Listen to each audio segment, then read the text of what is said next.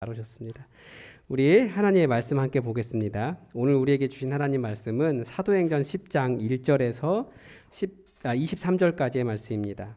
사도행전 10장 1절에서 23절까지의 말씀입니다.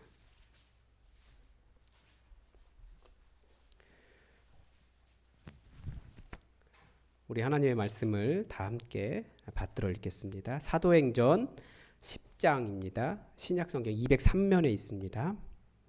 같이 읽겠습니다. 가이사랴에 고넬료라 하는 사람이 있으니 이달리아 부데라 하는 군대의 백부장이라.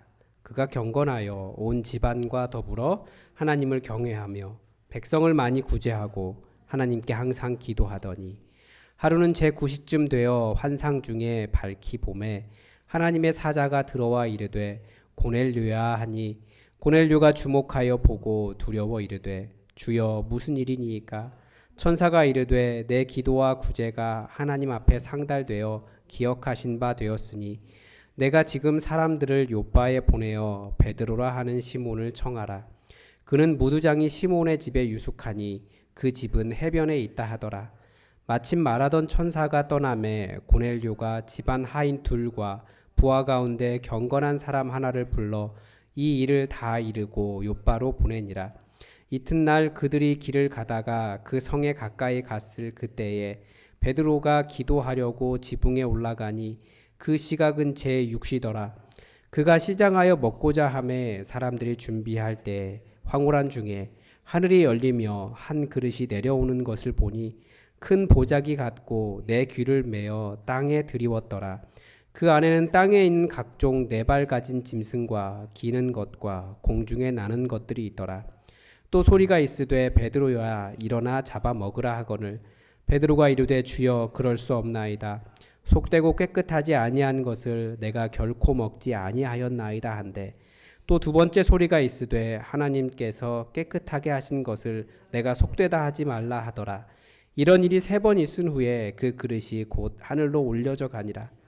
베드로가 본 바 환상이 무슨 뜻인지 속으로 의아해하더니 마침 고넬료가 보낸 사람들이 시몬의 집을 찾아 문 밖에 서서 불러 묻되 베드로라 하는 시몬이 여기 유숙하느냐 하거늘 베드로가 그 환상에 대하여 생각할 때에 성령께서 그에게 말씀하시되 두 사람이 너를 찾으니 일어나 내려가 의심하지 말고 함께 가라. 내가 그들을 보내었느니라 하시니 베드로가 내려가 그 사람들을 보고 이르되 내가 곧 너희가 찾는 사람인데 너희가 무슨 일로 왔느냐? 그들이 대답하되 백부장 고넬료는 의인이요 하나님을 경외하는 사람이라. 유대 온 족속이 칭찬하더니 그가 거룩한 천사의 지시를 받아 당신을 그 집으로 청하여 말을 들으려 하느니라 한데 베드로가 불러들여 유숙하게 하니라. 아멘. 제가 신학을 시작할 때 멘토 되시는 목사님께서 해주신 말씀이 있습니다. 제 삶을 알기 때문에 그러시는 거예요. 보니까 제가 설교를 준비하기 위해서 이 책 저 책을 보는데 그게 써 있더라고요. 제가 인생이 그렇게 순탄치 않았습니다. 굉장히 귀공자처럼 자란 것처럼 보이지만 네, 안 웃으시네요. 어린 시절부터 저는 제 모든 일을 저 스스로 해결해야 하는 삶을 살았습니다. 그만큼 많은 영역에 관심도 있었고 뭐 해결도 열심히 잘했고 뭐 그랬습니다. 그래서 제 삶을 쭉 아시는 목사님께 쓰신 말씀이 철규야 너는 기도 많이 해야 된다. 스스로 자기 일을 해결해온 사람은 하나님께 기도하기가 정말 어렵다. 자기 일을 스스로 잘 해결해온 사람이 오히려 하나님께 더 기도하기가 어려워요. 우리 잘 알죠? 왜 그러는지. 하나님을 찾지 않고 살아오는 법을 배운 거예요. 하나님을 의지하며 하나님을 기다리기보다 내가 먼저 움직인다는 뜻이기도 하고 어떻게 보면 하나님이 필요 없는 인생을 살아가기 위해서 열심히 그런 커리어를 쌓아온 거예요. 하나님 필요 없는 삶. 그래서 이런 삶의 자세가 계속 쌓이게 되면 하나님을 믿는다고 하면서 은근히 하나님을 무시하는 삶이 됩니다. 하나님 잘 믿었는데요. 저 하나님 무시한 적 없는데요. 라고 말하지만 그렇게 하나님을 의지하지 않고 내 힘으로 살려고 하는 그것이 바로 하나님을 무시하는 태도가 됩니다. 하나님은 우리의 하나님 되고 싶어 하시거든요. 하나님은 우리의 하나님 되시려고 계속 우리의 삶을 자극하십니다. 이 자극이라고 하는 것이 사실은 어떤 일종의 어려움이에요. 우리 기도 제목이라고 이야기하죠. 계속해서 그런 문제들이 발생합니다. 그러나 하나님을 의지하는 것이 의지하는 것은 우리의 마음의 자세이기 때문에 하나님은 우리가 가장 근본적인 생각을 바꾸시기를 원하십니다. 제가 계속해서 인간은 무주공산이 아니다라고 이야기하잖아요. 머릿속에. 그래서 그 의미로 말씀드리는 것이 세상풍조예요. 세상풍조. 인간은 무주공산이 아니라 비어있는 존재가 아니라 무엇인가를 따라가는 존재입니다. 그게 각종 세상풍조입니다. 잘 돌아보면 우리는 말씀을 따라가든지 아니면 세상풍조를 따라가든지 공중권세 잡은 자를 따라가든지 우리는 무엇인가를 따라가는 존재들이에요. 하나님은 바로 그 자리, 세상풍조가 자리한 그 자리가 완전히 새로워지기를 원하시죠. 그래서 계속해서 우리에게 기도 제목을 주시는 거예요. 자극하고 찌르시는 거죠. 세상 풍조가 하나님이 아닌데 세상 풍조로 하나님을 제한하기 시작하면 그 영역 밖에 계신 하나님을 받아들이지도 못하고 하나님의 은혜가 넘치는데도 하나님은 나를 돕지 않으신다라고 원망하기도 하고 하나님께서 지금 원하시는 일이 있는데 나를 내어드리지도 못하고 그런 삶을 살게 됩니다. 오늘 말씀은 좀 그런 부분을 가지고 있습니다. 뭐냐면 하나님께서 우리에게 자극하시는 거예요. 벗어나기를 바라시는 거죠. 그게 전부가 아니라고. 성령님께서 임하시고 복음이 쭉쭉 뻗어나가고 있었습니다. 그런데 복음이 뻗어가면서 어떤 한계들을 맞이했습니다. 그 한계를 단적으로 보여주는 예가 오늘 본문에 나오는 이 사람입니다. 가이사랴의 고넬료라고 하는 사람입니다. 이 지도를 찾아보니까 어떻게 되냐면 이 지중해가 이스라엘이 이렇게 쭉 이쪽이 지중해고 이쪽에 이렇게 튀어나와서 갈멜산이 있는데 예루살렘이 이쯤에 있습니다. 그리고 이 밑에 쪽에 있어요. 그러면 가이사랴가 갈멜산 밑쪽에 있고 밑에가 요바입니다. 그러니까 이스라엘 안에서 있는 일이에요. 아직 밖에 나가지는 못했습니다. 그런데 이 가이사랴의 고넬료인데 이 사람이 이달리아 부대라고 하는 군대의 백부장이었다라고 되어 있습니다. 저는 이게 갑자기 이상해서 찾아봤는데 이 이탈리아라고 하는 명칭이 예수님 시대, 그러니까 그때 그 고대 시대에는 로마가 훨씬 더 큰 나라였고 이탈리아는 우리가 알고 있는 그 이베리아 반도, 거기가 이탈리아 지역이었습니다. 그러니까 이탈리아라고 하는 이름 자체도 그렇게 오래된 게 아니더라고요. 한 100~200년밖에 되지 않았어요. 그 나라가 된 지. 그런데 이 사도행전 당시에는 로마가 더 큰 나라였는데 그 이탈리아라는 지역 출신의 백부장이었던 겁니다. 그런데 복음이 뻗어나가다가 어떤 한계에 이르렀는데 그것이 이방인의 문제였습니다. 예수님의 제자들조차도 유대인만 하나님의 자녀가 될 수 있다라는 생각을 가졌던 겁니다.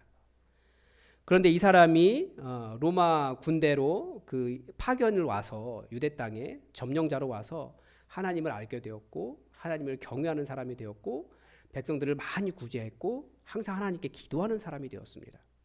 하나님을 안 거죠. 이 고넬료가 기도할 때 환상 중에 하나님의 사자가 그에게 말을 했습니다. 얼마나 무서웠을까요? 두려워하는 가운데 물어봤습니다. 주여 무슨 일입니까? 그런데 이 천사가 하는 말이 내 기도와 내 구제가 하나님 앞에 상달되어 기억하신 바 되었으니 지금 요바에 사람을 보내어 베드로라 하는 시몬을 청해라. 심지어 그 베드로가 지금 어디에 머물고 있는지 무두장이 시몬의 집에 유숙하고 있는데 그 집이 해변에 있다까지 정확한 장소까지 가르쳐 주셨어요. 우리가 생각하기에 이 정도 되면 이미 특별히 베드로가 필요 없는 사람처럼 보이지 않습니까? 기도도 잘하고 하나님도 잘 믿고. 그런데 아무리 그런 사람이라고 할지라도 환상도 보고 천사도 만나고 이런 사람이라 할지라도 예수님의 복음 없으면 다 헛것이라는 거죠. 그래서 그 사람에게 가장 소중한 예수 그리스도 복음을 전해주려고 하나님께서 특별한 역사를 해주신 겁니다. 고넬료가 집안 하인 둘과 부하 중에 경건한 사람 하나를 불러서 이 천사의 메시지를 들려주고 요바로 보냈습니다. 그래서 설교 주제와는 좀 관련이 떨어지긴 하지만 저도 그리고 여러분들도 다 이렇게 하나님께서 기억하신 바 된 사람들이 되기를 바랍니다.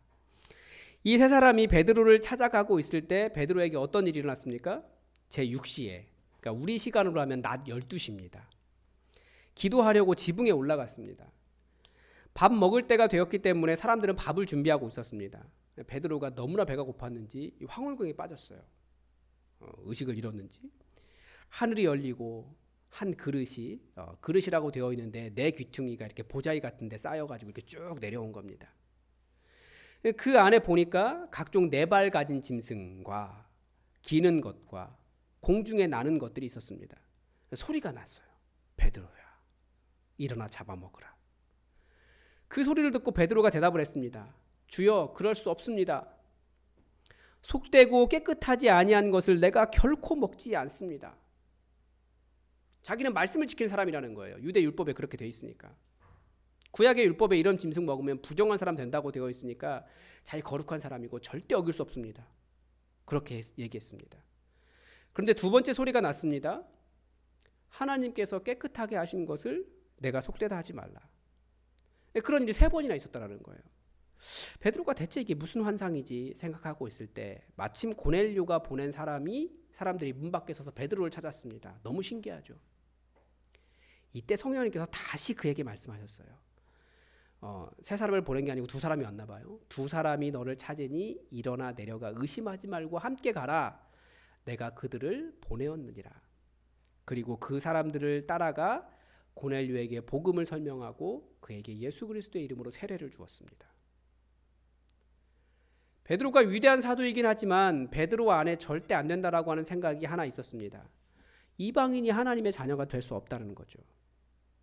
그런 생각이 어디서 나왔습니까? 나름 성경에서 나온 거예요. 그러나 예전에도 말씀드린 적이 있는데요. 성경은 정말 다양한 문화, 다양한 상황, 수천 년의 시간의 변화를 담고 있습니다. 구약 율법의 닭을 먹을 수 있을까요? 없을까요? 없습니다. 그런데 느헤미야는 먹었어요. 느헤미야가 많이 먹었어요. 워낙 먹일 일꾼들이 많았기 때문에.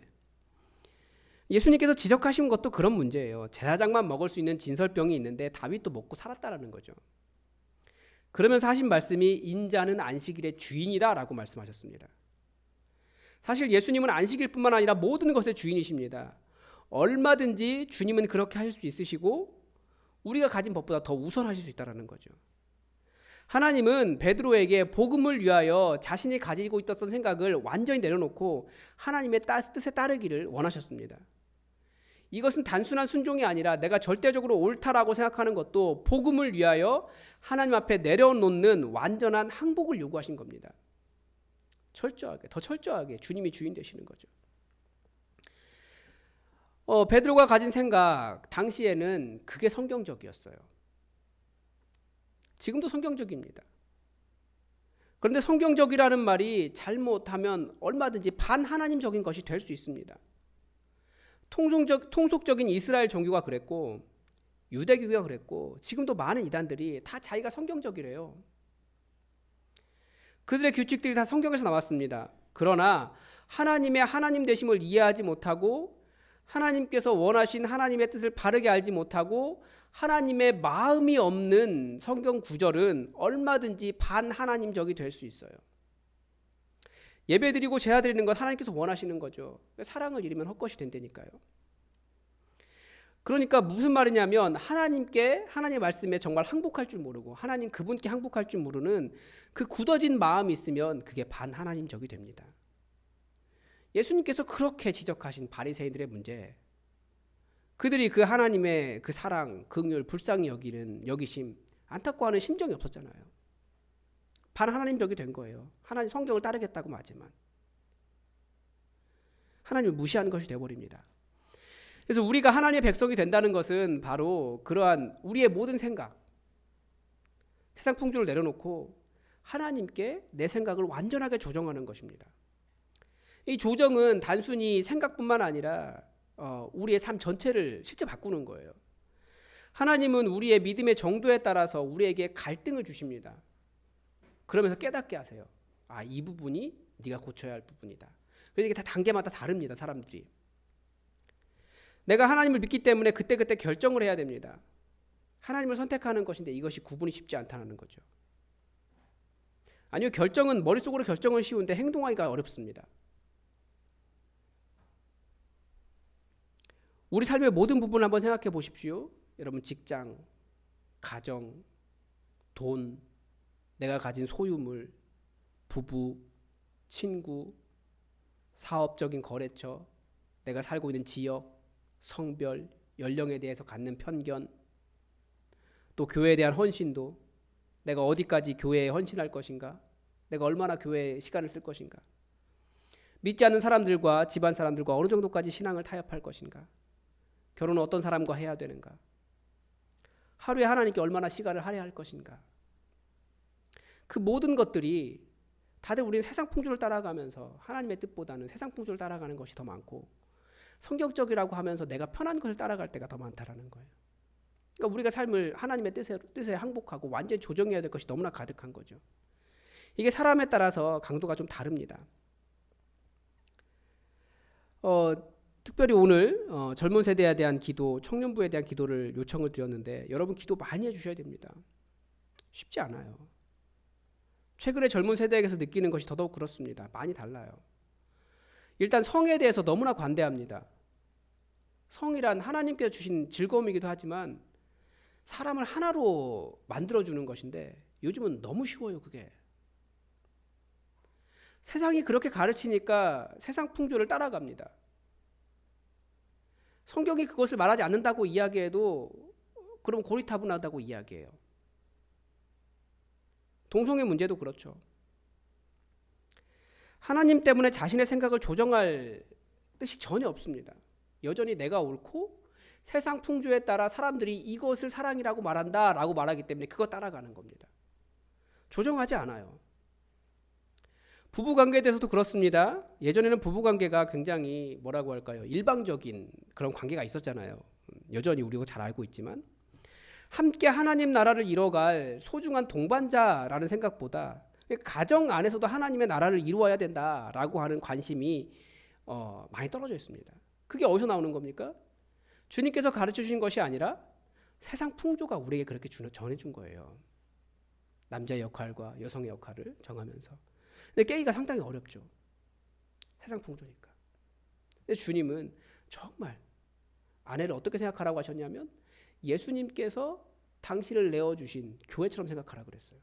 그러니까 자기 생명 내놓고 지켜야 될 사람인 거죠. 그런 식으로 좀 다른데, 하나님의 뜻보다는 세상이 가르쳐주는 것을 가지고 우리는 우리 안에 가정을 만들어가고 있다는 거죠. 자녀들도 마찬가지입니다. 자녀들 분노하게 하지 말아라 라고 이야기하는데, 성경은 가르쳐주는데 우리는 자꾸 자녀들을 소유물로 내가 만들어갈 존재로 생각한다는 거죠. 그러니까 말씀보다도 세상의 풍조가 훨씬 더 우리를 지배하고 있습니다. 우리는 많이 조정해야 돼요. 완전히. 직장을 구할 때도 교회와 신앙에 대한 고려가 전혀 없을 때가 많이 있습니다. 교회보다도 내 삶이 더 소중하다는 세상 풍조가 깔려 있는 겁니다. 내 생존의 문제이기 때문에 하나님도 인정하실 거야 라고 말하지만, 하나님께서 지적하신 죄는 내 세상살이 때문에, 그냥 평범한 모든 사람이 다 괜찮다고 말하는 평범한 세상살이 때문에 하나님을 무시한 것이 죄예요. 밭을 샀다고 밭 좋은지 확인해 보러 가야 된다고, 소 샀다고 이 소가 밭을 잘 가는지 힘쓰는 소인지 확인하러 가야 된다고, 장가 갔다고, 아니 밭 사고 소 사고 장가 가는 게 죄입니까? 그런데 하나님이 그런 일들보다 우선순위에서 밀리게 되면 그건 죄예요. 하나님을 무시한 것이 되기 때문에. 예수님이 지적하신 이스라엘 문제와 예수님께서 왜 너희들이 이러냐라고 지적하신 문제가 그런 것들이었습니다. 하나님이 부르시는데 신경 쓰지 않는 것이 죄입니다. 어떻게 보면 우리 가운데 예배가 있고 우리 가운데 교회 모임들이 있는데 너무나 그냥 아예 생각이 없는 거예요. 그런 것들이 죄라는 거예요. 하나님을 무시하는 거기 때문에. 요즘 시대에 가장 어렵다기보다 그냥 많이 어려운 게 뭐냐면, 이제 이 코로나가 풀리면 부흥회를 어떻게 할까, 저는 그걸 고민하고 있습니다. 과연 평일에 부흥회를 쓸 때 성도들이 올 것이냐, 이런 고민을 왜 해야 되죠? 사실은 말씀을 듣는 자리에 은혜를 받는 자리에 사모하면서 만사를 제쳐놓고 나와야 되는 건데 그럴 마음이 없는 거예요, 사람들이. 그런데 성경은 그게 하나님 무시하는 것이라고 가르쳐주고 있다는 거죠. 뭐 주일에 여행도 가야 하고 할 일도 참 많습니다. 그런 모든 것들이 믿음 때문에 삶을 조정하는 사람이 그렇게 많지 않다는 거죠. 그게 바로 내 안에 세상 풍조가 들어와 있어서 혹은 하나님보다 다른 것으로 중요하게 여기는 악한 공중권세 잡은 자의 영향력이 들어와 있어서 우리가 내 삶을 하나님 중심으로 조정하고 싶지 않은 거예요. 하나님은 우리의 주인이 되기를 원하십니다. 그래서 우리는 힘들다고 말하는데 하나님께서 계속 찔러요. 너 그 부분 나를 제대로 주인으로 섬기고 있는 것이 아니야. 그런 영역을 지속적으로 공격하십니다. 왜 하나님 안 바꿔주시죠? 우린 여러 가지 기도 제목을 가지고 있어요. 괴롭다고 발버둥 치죠. 그런데 그래서 우리의 기도는 뭐가 돼야 되냐면 나 괴롭기 때문에 하나님 이 문제 해결해 주십시오 라고 기도하는 것이 아니라 하나님 제가 굉장히 이것이 괴로운데 혹시 여기 하나님의 뜻이 있습니까? 하나님의 뜻이 무엇인지 정확하게 분별하게 해주시고 내가 나의 삶을 조정할 수 있게 해주십시오. 하나님의 뜻을 찾는 기도를 하셔야 됩니다. 내 몸이 아파요. 그런데 이 병 고쳐주십시오. 당연히 그렇게 기도할 수 있죠. 그런데 혹시 그 안에 하나님의 뜻이 있다면 그것을 발견할 수 있도록 하나님의 뜻을 찾는 기도를 해야 된다는 거예요. 재정적인 어려움이 발생합니다. 우리 돈 많이 요구하잖아요. 그런데 그것이 꼭 돈의 문제, 그 돈을 해결해 달라고도 기도하지만 그 기도 제목 그대로 기도하는 것이 아니라 하나님께서 원하시는 뜻이 내가 무엇을 바꾸고 하나님의 뜻대로 나를 조정하기를 원하시기 때문에 하나님께서 지속적으로 찌르시고 항복하기를 원하시는 기도 제목인지 분별해서 그렇게 기도해야 된다는 거예요. 하나님의 뜻을 분별하기 위한 기도. 저에게 하나님께서 완전히 굴복될 때까지 공격하신 부분이 있습니다. 저는 뭘까요? 제가 농담인데요. 키는 작은데 마음은 높습니다. 높은 마음이었어요. 우리는 이것을 자존심이라고 부르죠. 별로 그렇게 안 보이시겠지만 사역의 현장에서 자존심 상하는 일을 정말 많이 경험했습니다. 그래서 때로는 굉장히 화가 나기도 했어요. 자존심 높은 마음이라고 말하지만 사실 기본적인 인간적인 대우를 못 받은 경우가 많았기 때문에 그래요. 그런데 하나님은 그것마저 내려놓아야 한다라는 것을 많이 가르쳐 주셨고 경험하게 하셨습니다. 교회만큼 다른 사람들의 마음을 잘 헤아리지 못하는 곳이 없다고 말한 적도 있어요. 그런데 반대로 그런 모든 과정은 사실은 사람의 마음, 어렵고 힘든 상황에 있는 사람들의 마음을 잘 헤아릴 줄 모르는 저 자신에 대한 이게 하나님의 공격이라고 말을 해야 맞는데 하나님의 공격이었습니다. 하나님께 저를 정복시키시는 거예요. 계속 무너질 때까지. 저를 낮추시면서 제 문제를 발견하고 완전히 항복할 때까지 하나님은 계속해서 그 문제를 공격하셨습니다. 왜냐하면 우리를 통해 하나님의 교회, 하나님 나라를 만들어 가야 하셨기 때문입니다. 내가 옳다고 생각하면 그 옳다고 생각하는 것은 어디서 나옵니까? 그게 세상 풍조라는 거예요. 내가 손해보고 있다고 생각하면 그 비교는 도대체 어디서 나왔냐는 거예요. 하나님께 주신 은혜가 훨씬 더 큰데 내가 더 대우받아야 된다고 생각한다면 어떻게 서로를 용납할 수 있겠습니까? 천국은 우리가 완벽하기 때문에 혹은 함께하는 사람들이 완벽하기 때문에 옆에 있는 사람이 완벽하기 때문에 우리 교회 안에 서로 바라보는 사람들이 완벽하기 때문에 그래서 만드는 것이 아니라 예수님처럼 죄인들을 용납하기 때문에 용서하기 때문에 우리는 천국을 만들어갈 수 있습니다. 저 사람 왜 그래? 마음에 걸리면 어떻게 해야 될까요? 내가 어떻게 해서든지 저 사람 고쳐놓겠어. 감히 나를 어떻게 보고 뭐 그런 게 아니고 죄인을 용납하신 예수님처럼 사랑하는 겁니다. 그게 천국 만드는 방법이지 바꾸고 고치고 야단치고 막 그렇게 해서 더 불편하게 하고 이런 게 아니라는 거죠. 그래서 우리는 더욱더 우리 모두가 다 우리 주인은 예수님이시다라고 하는 철저한 회심이 우리 안에 있어야 됩니다. 그렇지 않으면 교회는 잘못하면 그러니까 모두가 다 그렇게 철저하게 예수님을 주인으로 모시지 않으면 누군가가 굉장히 착한 사람을 계속해서 이렇게 힘들게 하고 착취하는 곳이 될 수 있어요. 여러분, 우리 교회를 천국 만들기 위해서 하나님께 항복하시기 바랍니다. 내가 지금 누릴 수 있는 것도 내려놓고 교회를 세워가고 내 마음 내려놓고 사랑하십시오. 우리는 천국을 만드는 사명으로 부르심 받았습니다. 그런데 이 천국은 내가 생각하는 세상 풍조, 내가 옳다라고 말하는 세상 풍조 내려놓고 내 삶을 조정하지 않고 하나님께 항복하지 않고는 절대 불가능합니다. 그래서 오늘 주님의 말씀을 더욱더 보면서 내 뜻이 아니라 하나님의 말씀으로 나를 제대로 조정하고 하나님께서 계속해서 너 그 부분 내려놔야 돼 라고 말씀하시는 부분을 철저하게 내려놓고 주님 뜻을 따라가시기 바랍니다. 그래서 이 교회가 진정한 천국 되기를 바랍니다. 기도하겠습니다. 하나님, 우리를 통하여 천국을 이곳에 만드시려고 또 이곳에 눈에 보이는 예수 그리스도의 몸을 만드시려고 우리를 여기에 불러주셨습니다. 하나님, 우리도 갈등하고 우리도 고민하며 우리도 우리의 옳은 것을 찾아갈 때가 너무나 많이 있는데 또 우리가 선한 사람이라고 생각하는데 예수님께서 죄인을 부르셨다라고 하는 이 평범한 진리를 잘 기억하여서 내가 죄인임을 기억하고 우리를 통해서 만들고자 원하신 그 천국을 위하여 내가 오늘도 십자가 질 수 있도록 도와주시옵소서. 하나님, 많이 언약합니다. 우리가 손해보는 것 같습니다. 그래도 천국 만들기 위해서 피 흘리기까지 싸우고 진정한 교회 세워갈 수 있도록 도와주시옵소서. 우리에게 더욱더 온전한 신앙으로 주님의 음성 듣고 우리를 조정해 갈 수 있도록 도우시기를 원하오며 예수 그리스도의 이름으로 기도드립니다. 아멘.